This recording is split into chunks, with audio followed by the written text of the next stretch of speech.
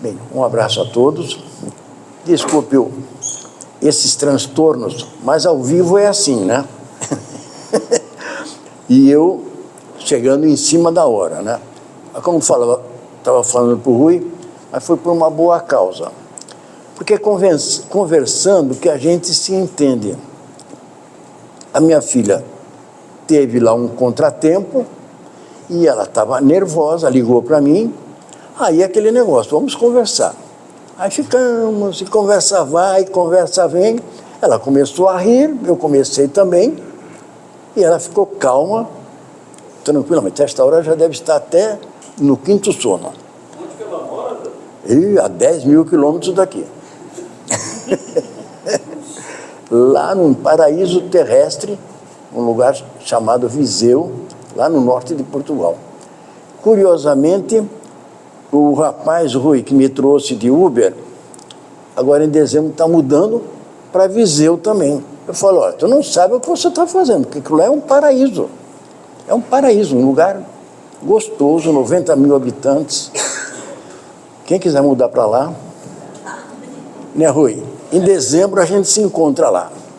0 grau, ou... Essa jaqueta aí, meu amigo, não resolve nada. Mas eu adoro. Assunto é o evangelho no lar. Está funcionando. Ah, já está? Ah, está ótimo. Obrigado. E todo mundo faz. O Seara de Jesus faz aí toda quarta-feira, né? Eu estava escutando, quarta-feira, 19. Vai ter presencial agora também. Vai ser? É online, mas agora vai ter também o presencial. Mas vejamos bem, todos fazem o evangelho no lar, tudo, mas eu vejo o evangelho no lar com uma profundidade muito grande. É muito profundo o evangelho no lar. E nós chegamos lá, abre o evangelho, faz 15 minutos, mas é muito profundo. E mais, de uma grande responsabilidade nossa, principalmente esse aspecto. Uma responsabilidade muito grande, porque, na verdade, nós vamos mexer com a espiritualidade. Mas a gente fica no mais, né? Mas nós não imaginamos os benefícios que nós podemos receber ao fazermos o evangelho no lar. Ah, mas eu sei. Não sei, não. Opa. Falei tanto do frio gostoso e eu não posso pegar qualquer friozinho. Mas tudo bem. A questão toda é que o evangelho no lar nos traz benefícios e hoje, mais do que nunca, nós temos alguns problemas desafiadores pela frente. Um deles é a TV. Não sei se vocês são fanáticos pela TV. Eu não sei se sou fanático ou não, porque domingo à tarde tentei ligar a televisão, a gente se aborrece. Ficamos no 0-0, né? A gente faz um esforço, não, vamos pegar um futebolzinho aí e tal, mas chega lá, a gente se aborrece. Porque do resto, do restante da programação, não tem nada que acrescente a nós. Mas isso distancia a família. Fica todo mundo ali, olhando a TV, olhando, e ninguém conversa. A própria família, a nossa família, não se relaciona. Aí vejamos, nós temos a TV, o WhatsApp. Esse treco do WhatsApp, desculpe esse treco, mas é um treco mesmo que nos incomoda. Porque a gente passa o dia todo recebendo mensagem. E as mensagens que nós queremos são aquelas. Nosso grupo familiar, nosso grupo do movimento espírita, esses grupos que nós temos, em que nós precisamos nos relacionar, trocarmos informações. E, de repente, a gente recebe um monte de coisa. Hoje, pela não sei milésima vez, recebi de uma empresa Help, aqui do Gonzaga. Já sabe, aposentado, eles, ó, novamente, quando eu vi aquele H, já sei, é da Help. Deixa bloqueado. Não sei como eles conseguem insistir. Sem contar aquelas ligações malucas que a gente recebe também pelo WhatsApp, pelo nosso telefone do WhatsApp, né? E assim vai. Então, não vamos dizer que a gente era feliz e não sabia quando nós tínhamos aquele telefone grandão em cima da mesa, né? Que a gente chegava em casa, olha, tem uma lista lá na caderneta de telefonemas. A gente sentava e ficava meia hora ligando. Mas hoje há esse transtorno e outras coisas mais. O lar. Eu acredito que isso aí é inquestionável, né? O lar é o nosso reencontro de almas. Todos concordam com isso? É o nosso reencontro de almas, né? Ali nos reencontramos. Não adianta a mulher dizer, mas tu não sabe, é meu marido. Aí o marido, tu não sabe com quem eu casei. Aí fica assim, um reclamando do outro. Mas se não houvesse necessidade, ninguém se reencontrava. Não existe acaso. É uma união de almas, é um reencontro de almas também para oportunidades. Para que essa oportunidade? Se nós reencarnamos, há uma justificativa.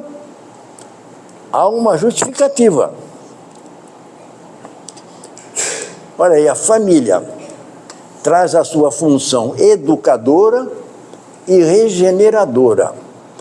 Educadora, por quê? Nos educa a nos relacionarmos melhor. É uma forma educativa.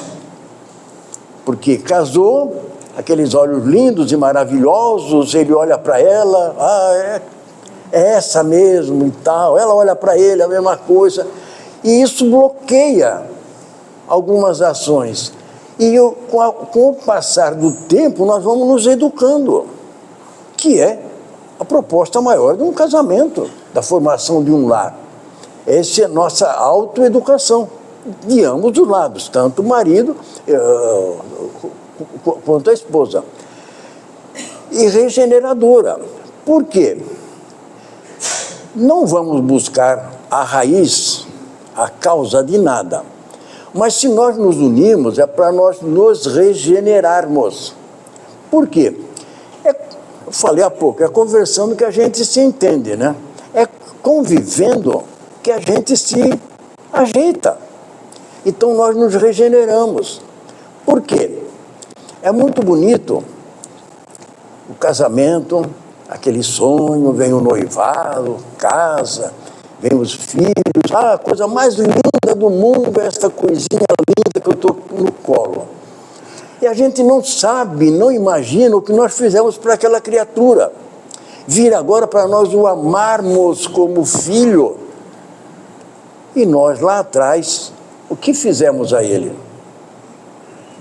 Entre o casal, por que os dois voltaram como marido e mulher? Por quê?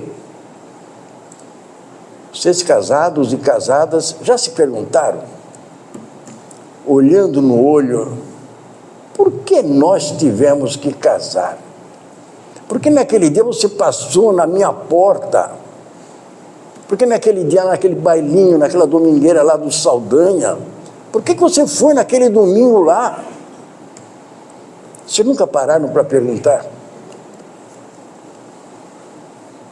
É uma função regeneradora. Regeneradora. Por isso que é bom a gente não mexer no assunto. Mas só para justificar a importância do evangelho no lar, vamos usar esse detalhe aí. A família tem uma função educadora e regeneradora. Agora, a gente faz essa colocação e o Rui até agora não reclamou. Somente ir ao centro espírita não basta. Nós temos que fortalecermos os laços familiares. Mas eu dou tudo em casa, eu faço tudo, Mas não é nada disso que vai fortalecer os laços familiares. Não é isso, eu dou tudo para eles. Não basta, não basta. E tanto não basta que nós fazemos uma pergunta, uma colocação assim, bem interrogativa, né? Ó, coisa que nós fazemos sem perceber, a limpeza. A gente faz automaticamente. Ninguém manda fazer. É automático isso. A segurança, todos nós buscamos segurança. É automático. O pão, né, o alimento, o carinho, o bem-estar, tudo isso faz parte da nossa dinâmica do dia a dia. E nós não percebemos. Mas há um detalhe. E a nossa higiene mental?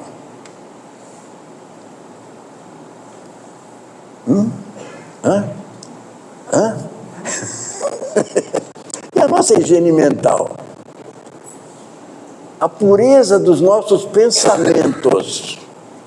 Pensamentos limpos, pensamentos sadios, que vão refletir nos nossos sentimentos. Vocês percebem? É uma pensamentos sadios, logicamente os sentimentos melhores ainda. Tudo isso faz parte do nosso empenho diário desse nosso processo de regeneração. Sheila, o espírito Sheila, já ouviram falar, né? Isso. Né, Rui? Posso repetir? Não é a minha filha que está lá no norte de Portugal. É a outra Sheila. Olhem só o que ela diz. Em casa começa a nossa missão no mundo. Em casa, quer dizer, na nossa família, no nosso lar. Começa a nossa missão. A gente, no meio espírita, assim, a gente procura não usar muito essa palavra missão. Ficou um negócio assim meio imposto, né? Não, a nossa tarefa no mundo, a nossa presença no mundo, em casa começa a nossa tarefa no mundo, a nossa presença no mundo. Sheila, tem essa aqui, bom Jesus, sabemos, né? Onde estiverem reunidos em meu nome, eu lá estarei. Todos também já ouviram e aplicam isso, né? Né? Temos que aplicar. Vamos andando. Mas, e essas reuniões do Evangelho no lar? Quando que começaram?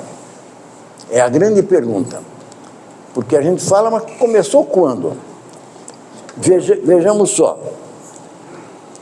Na Revista Espírita de agosto de 1864, na página 318, Allan Kardec se referia a momentos de reflexão nas residências. Momentos de reflexão. Ela não falava momento de oração, nada. Momentos de reflexão. E ele escreveu assim: olha, uma vez por semana, consagrar a elas um tempo mais longo, dizer as preces escolhidas, seja em particular, acrescentando algumas passagens da imitação do Evangelho. Essa imitação do Evangelho é o nosso Evangelho segundo o Espiritismo, mas na sua primeira edição na época, se chamava Imitação do Evangelho. E algumas boas instruções ditadas pelos Espíritos, algumas mensagens soltas que já existiam na época, né? Vamos observar que não existe nenhuma menção, nenhuma citação de culto, apenas as residências. Não existe nada assinalado como culto. Num livro Consolador, foi perguntado a Emmanuel, né? E nesse livro, olha lá, publicado em 1941, veja, nós temos um salto de 1864, nós já estamos chegando em 1941. E vejam, na pergunta 281, foi perguntado para o Emmanuel sobre a leitura do Velho Testamento e do Evangelho nos círculos familiares. Veja, em 1941 não se falava em Evangelho no lar, apenas nos círculos familiares. E Emmanuel diz assim: é sempre útil, é sementeira, vejamos bem, é uma sementeira extensiva às entidades espirituais presentes, esperando mais tarde seu florescimento. Por que essas entidades espirituais presentes?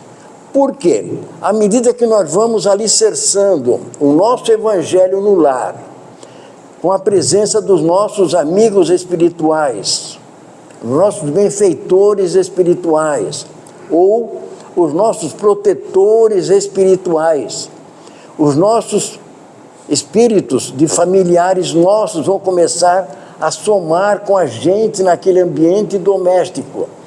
E espíritos mais necessitados, esses nossos amigos espirituais vão trazê-los para esse ambiente e serem beneficiados. E vocês vão perceber por quê. Então, esperando mais tarde seu florescimento, seu melhoramento, seu esclarecimento, seu fortalecimento. Vejamos tudo isso que é quando a gente faz em casa o Evangelho.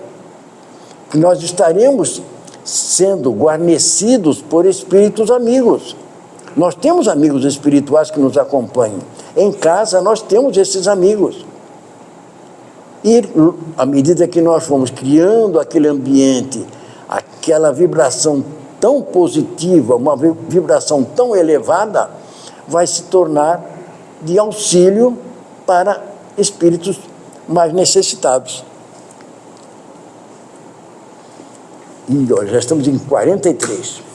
Já leram Renúncia? Já leram? Chorou bastante? É emocionante. Vamos ver se ano que vem dá para trazer esse Renúncia no teatro. Aí a coisa mais gostosa, meu amigo, meu irmão, aí você lá com esse cabelinho, está quase igual o meu, né? Está saindo do teatro, termina a apresentação e fica todo mundo assim. Não sei por que cai um cisco no olho, né? E eu vi aí tudo bem? O rosto. É emocionante. E no palco, na leitura já emociona. Imagina no palco, com aquele jogo de luzes e cena, né? Olha, vamos ver. No livro Renúncia, em 43, olha lá é uma narrativa do século XVI e XVII, né? E eles dão o nome de reuniões familiares, dessas reuniões familiares, de leitura do Evangelho, por algum dos personagens que se passa em convento. Então, tem os padres, convento é de freira. De padre o que é? Oi, Rui, você que tem cara de padre? Bom, não é convento, mas lá eles dão um nome. Seminário. Seria seminário, tá certo. Aqui na Nova Cinta nós temos o Seminário São José. Tá certo, obrigado. Então vocês vejam, é narrativa do século XVI e XVII eles fazem citações dessas reuniões de leitura do Evangelho por algum desses personagens do livro Renúncia, que são esses padres. Aí, olha, na segunda parte, no capítulo 3, testemunho de fé. Então, vamos observar. O padre recomendou mais atenção para o culto doméstico do Evangelho. Já até aparece aí, culto doméstico do Evangelho. Numa outra citação, no capítulo 3, praticavam na intimidade o culto doméstico do Evangelho. E outra citação, o culto doméstico do Evangelho como escola de preparação. Vejam lá no capítulo 3 da segunda parte do livro Renúncia. Nosso Lar. Alguém já leu Nosso Lar? Todos querem ir para lá quando desencarnar? Eu também não. Alguém quer ir? Porque todos se equivocam, né? Acham que aquilo lá é um paraíso, lá. Aquilo lá é um pronto-socorro. É uma UPA que nós temos aqui. É um pronto-socorro. Todo mundo, não, eu vou para lá. Então vai. A pessoa desencarna, precisa de socorro, né? Logicamente vai para lá, né? Mas vejamos, lá no capítulo 48, culto familiar, o André Luiz diz que foi na casa do Lísias e diz que era o culto doméstico do Evangelho, com a presença de espíritos da nosso lar. Os nossos lares estavam lá também. Olha, Meimei, em 1960, diz, no livro Evangelho em Casa, olha o que ela diz: estamos começando o nosso culto do Evangelho em casa, mas usando o termo culto. Aí fica a pergunta: para que fazermos o Evangelho no lar? No livro Os Mensageiros, da série André Luiz, dos 16 livros, Mensageiros é o segundo. Olha o que o André Luiz cita: quando no lar são levantadas paredes espirituais como substâncias sublimes do amor, dedicação e ligação com Jesus, veja, dedicação e ligação com Jesus, isola-se o lar da atmosfera da crosta. Vocês percebem? À medida que nós vamos fazendo o Evangelho em casa, nós vamos como que imantando as paredes, nós vamos isolando o ambiente doméstico de influências negativas, que nós recebemos influências negativas a todo instante, e nós precisamos estar isolados, bem fortalecidos, para não recebermos, ainda mais se a vibração negativa vier toda para casa. Então, fazer o Evangelho é uma vez por semana. Faz um dia, daí a 6 dias volta a fazer. Tem gente que faz todo dia. E se não faz o Evangelho propriamente dito, faz uma leitura do Evangelho somente. Vejamos, uma leitura do Evangelho somente já basta, mas a leitura do Evangelho, fazer o Evangelho mesmo, aí sim, são 15 minutos de conversa, de criar aquela vibração dentro do ambiente familiar. E o André Luiz completa dizendo que somente entram espíritos amigos e benfeitores sob a guarda dos que ali têm a tarefa de acompanhar a família.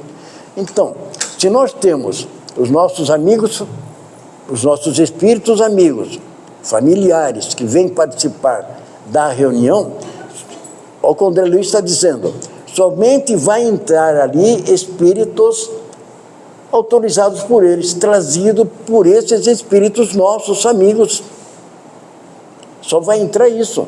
O ambiente está todo ele impregnado, com uma vibração bem positiva, e ninguém vai entrar. Porque aquilo que o André Luiz disse anteriormente, as paredes ficam impregnadas com vibrações sublimes de amor. Não tem vibração que invada aquele ambiente doméstico, e os espíritos só entram se os nossos benfeitores autorizarem, né? E vai por aí. E ele conclui dizendo que eles se aprimoram moralmente e fortalecem-se os laços entre eles. Então, vocês vejam, à medida que nós vamos fazendo o Evangelho no lar, nós vamos sentindo as lições do Evangelho, nós vamos começando a pensar. E nós vamos começando a nos transformar moralmente. Por quê? A doutrina espírita chegou até nós com esse objetivo: ser informações que nos transformem, nos façam melhores a cada dia. A gente começa a mudar o nosso olhar, a nossa fala, o nosso andar, o nosso relacionamento com os vizinhos, parentes, amigos. Na empresa, nosso comportamento será diferenciado e isso vai acontecendo automaticamente. Ninguém precisa dizer, olha, você tem que fazer assim. Não, você vai mudar automaticamente. Por quê? Aqueles 20 minutos semanais que você faz ao redor daquela mesa, orando, vibrando e com a presença desses abnegados benfeitores que vão participar conosco dessa reunião, simplesmente nós estamos envolvidos somente com vibrações boas, vibrações elevadas, que vai mexer com a nossa cabeça e com o nosso sentimento. Então, ele diz ali, eles se aprimoram moralmente e fortalecem-se os laços familiares. A família se une mais.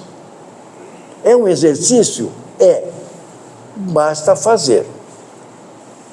Pensava que eu ia dizer, basta tentar fazer. Não. Basta fazer. Precisamos fazer.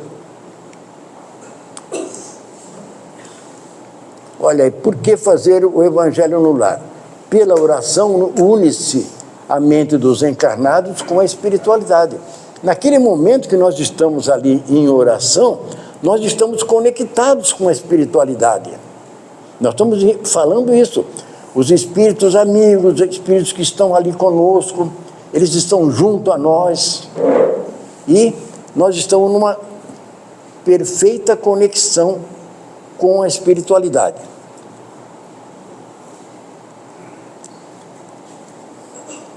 Agora, aos poucos os corações vão sendo tocados, o que estávamos falando agora há pouco, né?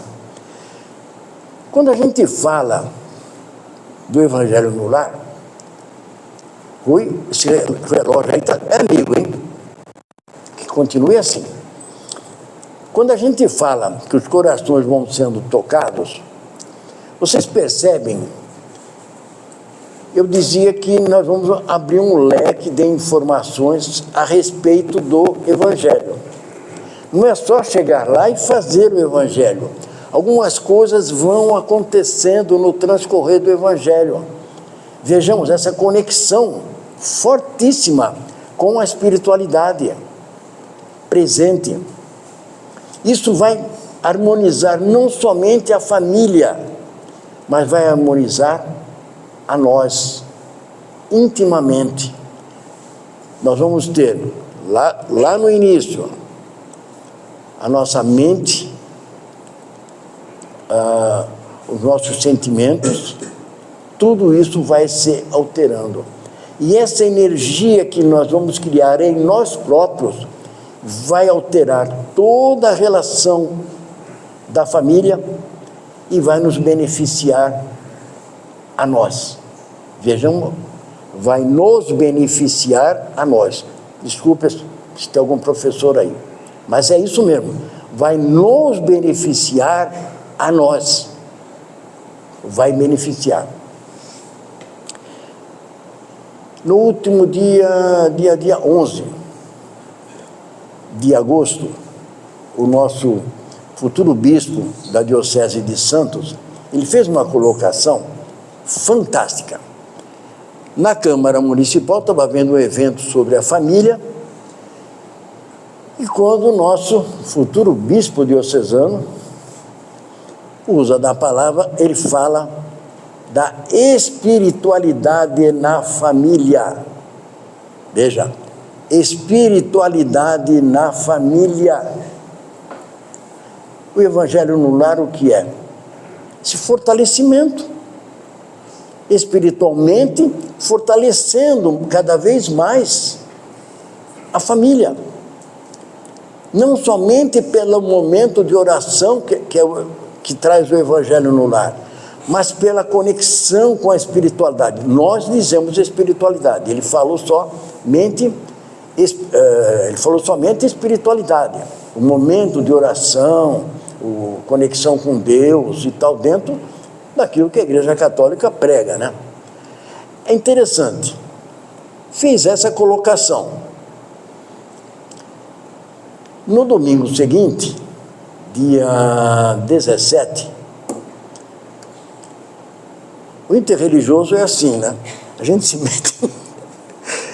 A LBV tem a Legião da Boa Vontade tem uma religião, é a religião de Deus, do Cristo, do Espírito Santo. E eles estavam celebrando também a questão da família, porque eles têm a igreja familiar, que é um momento de oração que eles têm em família. Vamos fazer, uma das famílias que foram citadas lá fez um depoimento, e a moça disse que vejamos bem, aliás, foi um momento de emoção generalizada, viu? Porque a moça, estava ela, o marido e uma filhinha, dizendo que graças à igreja familiar que ela implantou em casa, ela curou um câncer. O que nós estamos falando agora há pouco? Mente sadia, sentimentos renovados, energias puras. Nós somos uma energia, nós temos uma energia. Vocês daqui a pouco vão receber o passe. O que é a imposição das mãos? Passar essa energia que eu tenho em mim. Eu tenho essa energia em mim. E nós podemos criar essa energia, fortalecer essa energia em nós, se nós praticarmos a oração. Estarmos em paz conosco próprio. É só redundância, né? Conosco próprio. Vamos assim, para fortalecer mais ainda. Cada vez que nós fizermos um momento de oração, eu estou renovando as minhas energias, estou me fortalecendo.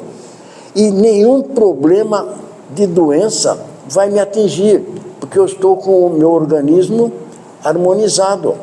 Porque o nosso corpo verdadeiro não é esta carne e osso, é o perispírito.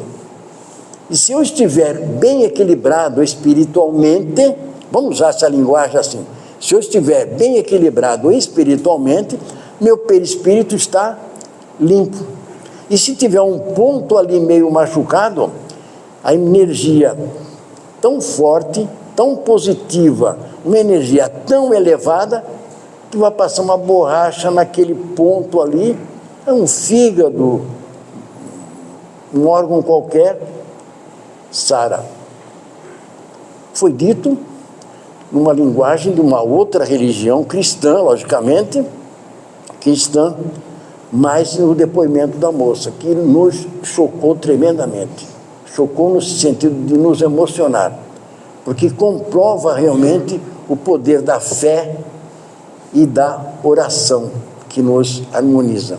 Aí eu vou fazer uma mesma exposição do Evangelho numa outra casa, e o dirigente diz, o Brasil está falando dessa energia que nós temos, e não sei, e tal, e uma frequentadora da casa, estava também com um problema grave de saúde, começou a fazer o Evangelho, e os exames foram mostrando que a doença estava amenizando.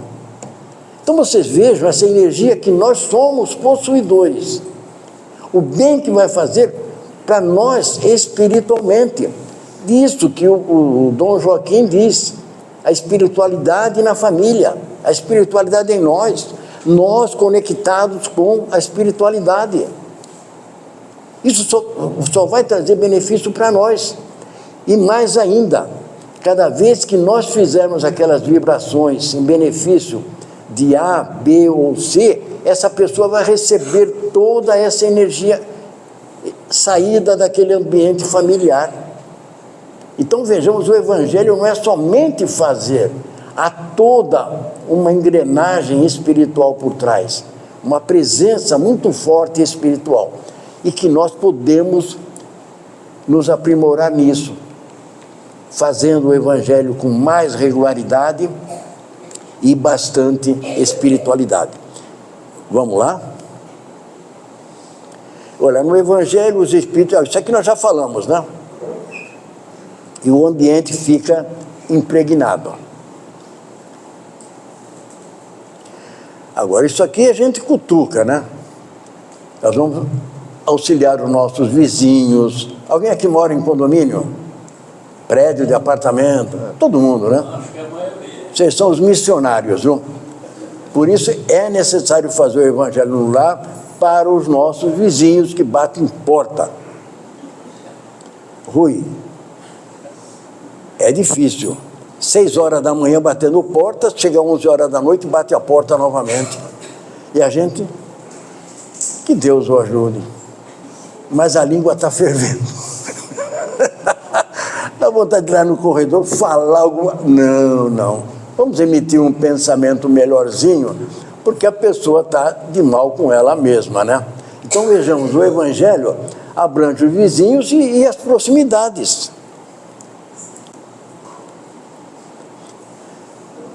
Afastará os maus espíritos e atrairá os bons. Olha a desobsessão.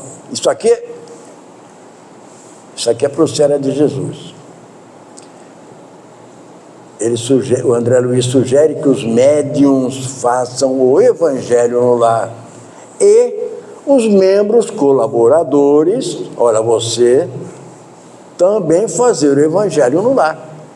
Por quê? Isso vai ajudar tremendamente a própria casa. Ah, mas os médiuns são todos equilibrados, mas eles podem ser equilibrados e meio, um pouquinho mais. Eles vão se aprimorar mais espiritualmente. E quando André Luiz cita os médiuns, ele faz uma colocação que eu me sinto envergonhado.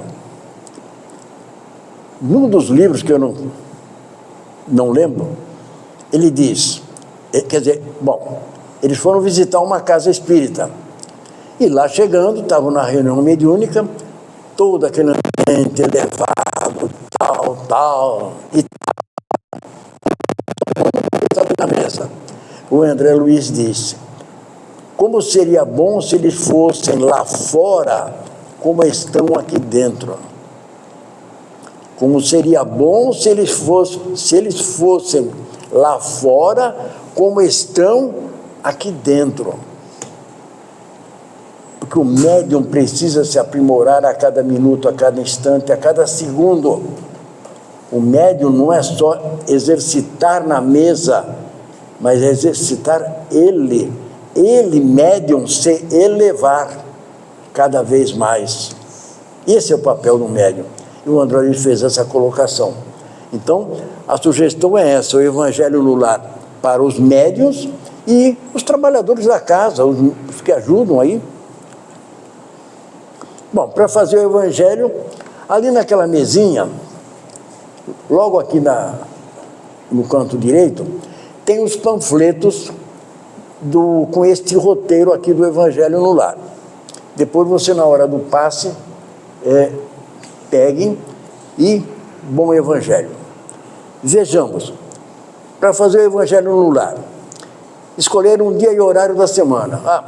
Segunda-feira eu vou no Seara de Jesus. Não, na terça-feira, 8 horas da noite. É 8 horas. Ah, não, mas é que vai ter um jogo na televisão lá. Outra vez que eu estive aqui, né, Rui? Era o Corinthians e Palmeiras. Aí fala, está preocupado. Foi numa quarta-feira. Está preocupado com o jogo, né? Se é para fazer o evangelho, desliga a televisão, desliga o telefone, desliga tudo. Naquele mesmo dia. Desligar o telefone ou silenciar. Também. Colocar água para fluidificar. Isso aí é tradicional nosso, né? Com uma garrafa de água e tal. Alguns preferem colocar uma música suave para harmonizar o ambiente. Também é interessante.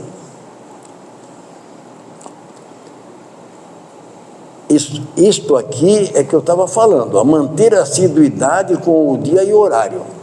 Ah, mas não pode. Não. Faz o evangelho. Quem morar sozinho faz o evangelho no lar do mesmo procedimento, seguindo esse mesmo roteiro do panfleto que está ali. Mesmo sozinho. E se chega a visita inesperada? Aí, Rui, eu vou contar a história dos meus primos portugueses. Eu havia acabado de casar, né? Faz tempo, né? E eu morava perto dos meus pais, eu ia lá fazer o evangelho com eles. Lá, ouvido.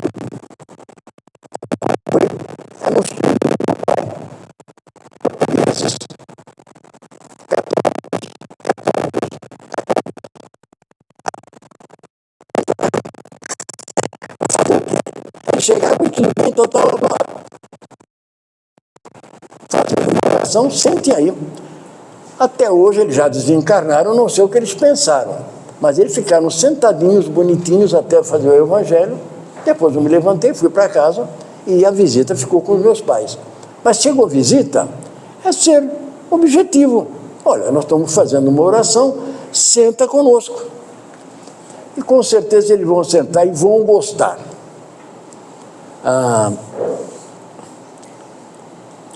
E a gente sugere sempre que a coordenação, o membro da família, seja aquele assim mais preparado, já conheça o evangelho, para ele coordenar melhor. Para quê? Para manter um bom entendimento, evitar que hajam debates. Não é dizer, não, eu não concordo com você. Não. Nós estamos conversando. E, como eu falei, é conversando que a gente se entende. Bom, a abertura é sempre com uma prece simples, uma prece, de preferência uma prece espontânea, né? Não abrir o evangelho ao acaso. Porque essa lição era para hoje mesmo, para você. Não. Começamos do primeiro capítulo, ou começar desde a apresentação do evangelho, para evitarmos isso. Procurar sempre manter um diálogo simples entre todos, para evitarmos discórdias. E as crianças em casa? As crianças, elas ficam quietas. Eu falo sempre que nos meus tempos de criança, que não faz muito tempo não, eu ia no Ismênia de Jesus por causa do pastel. Eles tinham um carrinho de pastel que ficava dentro do Ismênia, ali no canto, naquele corredor do lado esquerdo de fora. Terminava a sessão, a gente recebia o passe lá atrás, descia, chegava ali, ganhava o pastel. Que pastel? Até alguns anos atrás, sempre na porta dos centros, estava cheio de pipoqueiro. Era a situação de levar as crianças para comer pipoca no centro. E por que não colocarmos alguma coisa na mesa para atrair as crianças? Faz uma pipoca, coloca na mesa, ela fica comendo a pipoca. Pronto, resolve-se o problema. Isso se for uma criança pequena. Por quê? Se ela for alfabetizada, olha que nós temos aqui Jesus no lar, alvorada cristã, o evangelho da meninada e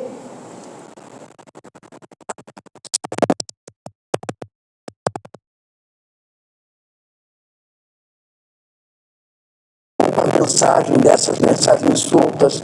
Mas ele é muito com dificuldade. Deixa ele ler. E depois faz a prece de encerramento. Também uma prece assim bem de coração, bem espontânea. Fazer as vibrações pelos amigos, familiares, vizinhos, olha, pelos desabrigados, pela humanidade, pelos governantes, principalmente, não vamos citar A ou B, pelos governantes em todas as instâncias, municipal, estadual e federal. Aqueles que militem nessa área, e vamos levar a nossa vibração a eles. Olha, órfãos, idosos, enfermos, orfanatos e hospitais. Tudo isso. E finalizamos então com a nossa oração. Só queria reforçar, e isso é o Evangelho no Lar. Vocês vão pegar esse roteiro ali na mesa, está tudo impresso direitinho. Agora eu queria reforçar, eu vou reforçar com vocês essa questão dessa força que nós temos, essa energia da qual nós somos possuidores. Nós temos uma energia incrível, incrível, e nós precisamos utilizá-la. Então nós podemos utilizá-la nesse momento do Evangelho no Lar. Nós temos uma energia, eu sou testemunha, que eu vi uma vez, chegamos no centro na segunda-feira, esqueceram de colocar água num vasinho que tinha em cima da mesa na recepção. Um colega estava impondo as mãos em cima daquela planta, e a planta levantava. Ele recolhia a mão, a planta, e ele, como ele era passista, ele mostrando a força do passe, a força.